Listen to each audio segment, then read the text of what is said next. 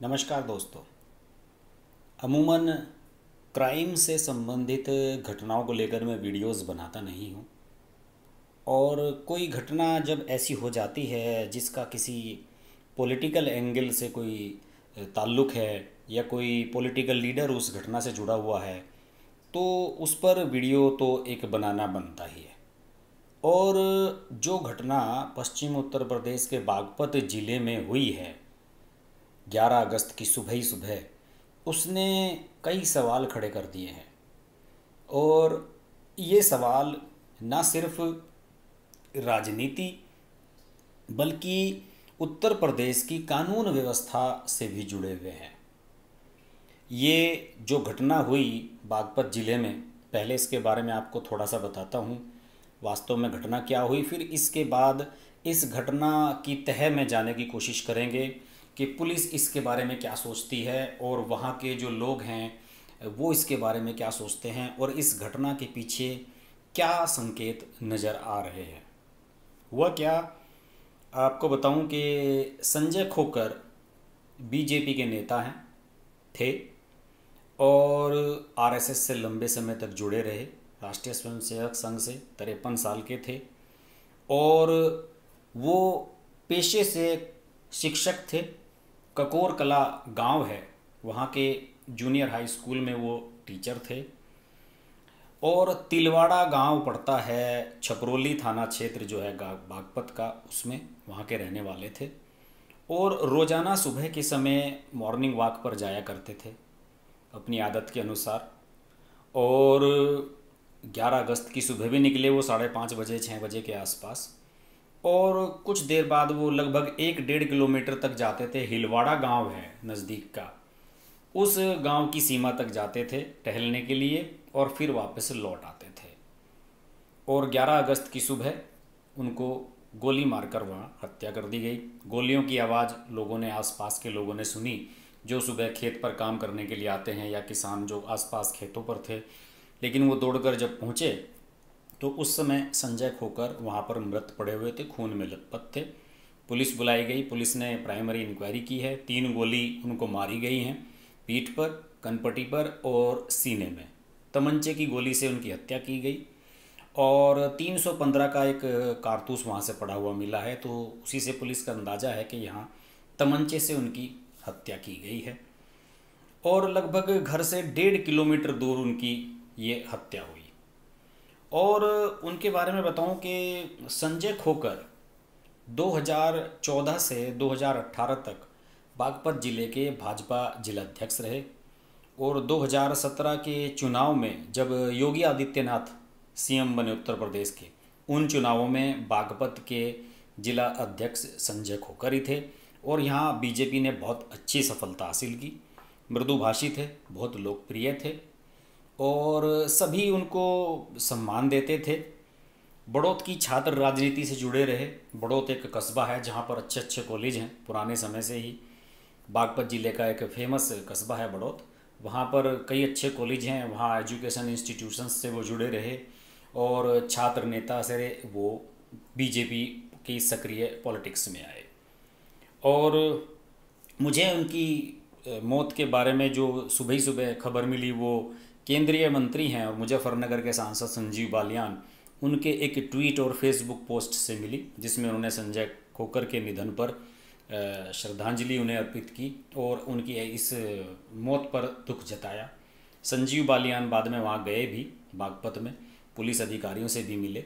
संजीव बालियान के वो काफ़ी करीबी थे और जाट नेता होने के नाते क्षेत्र में उनका सम्मान था। और उत्तर प्रदेश सरकार में गन्ना के जो कैबिनेट मंत्री हैं सुरेश राणा, उनके भी बहुत करीबी बताए जाते हैं। इसके अलावा बताया जाता है कि बीजेपी के जो प्रदेश अध्यक्ष हैं स्वतंत्र देव सिंह, उनसे भी उनकी सीधी बातचीत थी। और संजय खोकर अपने क्षेत्र में एक पॉपुलर सेलिब्रिटी थे। अब इस घटना के बाद जो समीकरण बदल रहे हैं, जो सामने फैक्ट्स आ रहे हैं, वो बड़े कंफ्यूजिंग हैं। पुलिस ने इस मामले में 4 लोगों को नामजद किया है और इस घटना के पीछे एक लगभग 2 साल पहले हुए एक झगड़े की प्रमुख वजह बताई जाती है। और फिलहाल पुलिस की बात माने तो उसके अलावा कोई सॉलिड इसमें एविडेंस दूसरी किसी घटना का नहीं मिल रहा है। हुआ ये था कि कुछ लड़कों का विवाद हुआ था इनके बेटे के साथ, संजय खोकर के। और बताया जाता है कि उस घटना में जो पुलिस कार्रवाई हुई थी वो पुलिस कार्रवाई एक तरफा थी, और इनका जो बेटा है उसको इस केस में साफ बचा दिया गया था, और बाकी लोगों के ऊपर पुलिस का काफ़ी दबाव रहा था उस मामले को लेकर। उस मामले के बारे में ज़्यादा मालूमात मुझे नहीं है, लेकिन कहा जा रहा है कि इस घटना का ताल्लुक उसी घटना से है, 2018 की उस घटना से है। और इनका बेटा अक्षय, जिसका बयान मैंने सोशल मीडिया पर पढ़ा है, किसी वेबसाइट पर पढ़ा, तो उसमें अक्षय ने ये कहा है कि 2 दिन पहले जब संजय खोकर मॉर्निंग वॉक पर आए थे तो उन्होंने एक गाड़ी यहाँ खड़ी हुई देखी थी अपने खेत के पास, और तभी उसे उन्हें डाउट था कि ये किसकी गाड़ी खड़ी हुई है। और अक्षय का इशारा इस ओर है कि उनकी रेकी की गई। ये पहले उनका टोटल ये जानने की कोशिश की गई कि संजय खोकर कब आते थे, किस समय यहाँ घूमने आते थे, उनके साथ कोई आता था या नहीं। और रेकी करने के बाद उनकी सुनियोजित तरीके से हत्या की गई है, और इसमें शक में 4 लोगों पर नाम भी शक में 4 लोगों को नामजद भी कराया गया है। और ये एक जो घटना है, इस घटना से काफ़ी कुछ चीज़ें सामने आई हैं।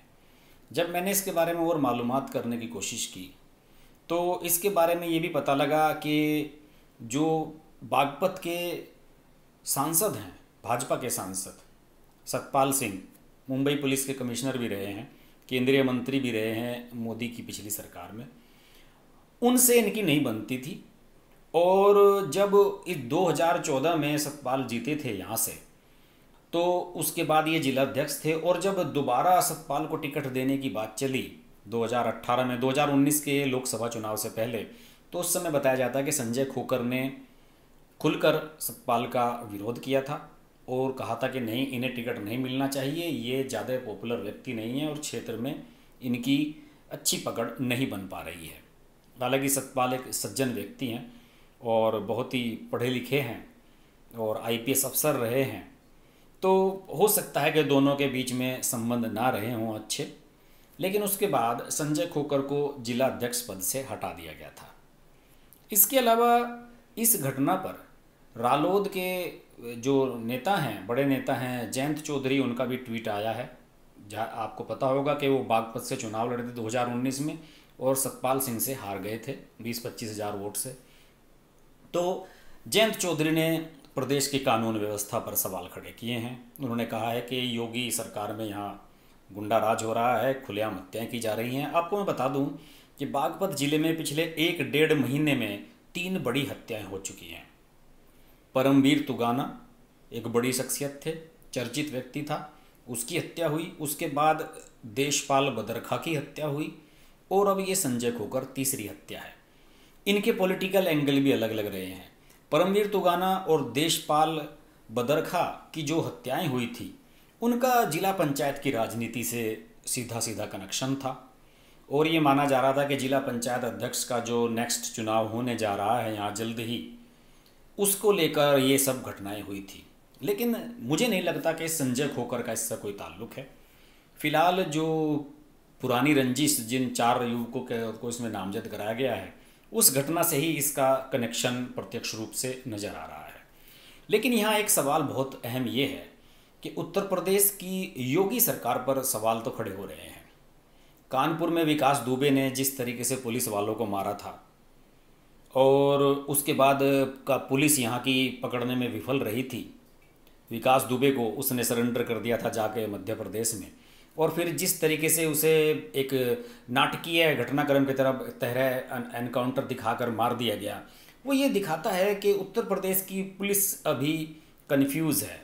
उत्तर प्रदेश की पुलिस अभी उस चीज़ को फोकस नहीं कर पा रही है और क्रिमिनल्स पर अपना दबाव नहीं बना पा रही है। एक भाजपा नेता से मेरी इस घटना के बारे में बात हुई तो उनका एक बहुत ही चौंकाने वाला बयान मुझे मिला। उन्होंने ये कहा कि जिस समय योगी आदित्यनाथ ने शपथ ली थी उत्तर प्रदेश के चीफ मिनिस्टर पद की, उस समय उन्होंने कहा था कि जिले जितने भी अधिकारी हैं प्रदेश के, बिना किसी राजनीतिक दबाव के काम करें, किसी को किसी नेता का दबाव मानने की जरूरत नहीं है। और यही वजह है कि पुलिस और प्रशासनिक अधिकारी निरंकुश हो रहे हैं और प्रदेश की कानून व्यवस्था लगातार खराब होती जा रही है। जब शुरुआत में योगी की सरकार बनी थी, उस समय ये लगा था कि कानून व्यवस्था बढ़िया रहेगी यहाँ की, लेकिन कानून व्यवस्था अब बिगड़ी है। और अगर आने वाले समय में ये बिगड़ी और कानून व्यवस्था कंट्रोल में नहीं रही और इसी तरह से लोगों की हत्याएं होती रही, और ख़ास तौर से देखिए बीजेपी के नेता की हत्या हुई है, और इस तरह की हत्याएं और घटनाएं होती रही, तो योगी सरकार को 2022 में जनता को जवाब देना मुश्किल हो जाएगा।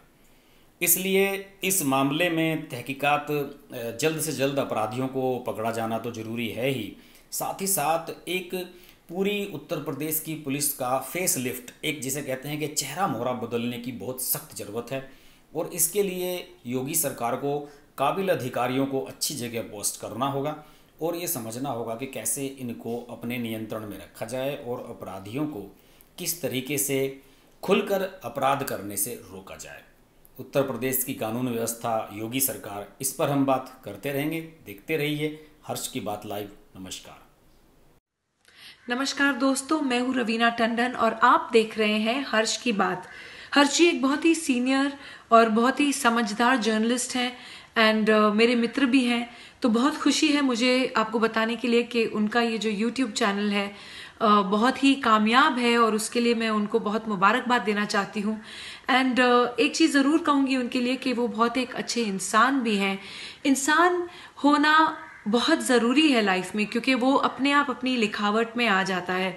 तो बहुत ही कम ऐसे हमारे होनहार जर्नलिस्ट रह गए हैं हमारी इंडस्ट्री में जो सोचकर और समझदारी के साथ, रिस्पॉन्सिबिलिटी और जिम्मेदारी के साथ आर्टिकल्स लिखते हैं। सो कॉन्ग्रेचुलेशंस हर्ष जी, एंड आप लोग ज़रूर देखिए, लाइक कीजिए हर्ष की बात।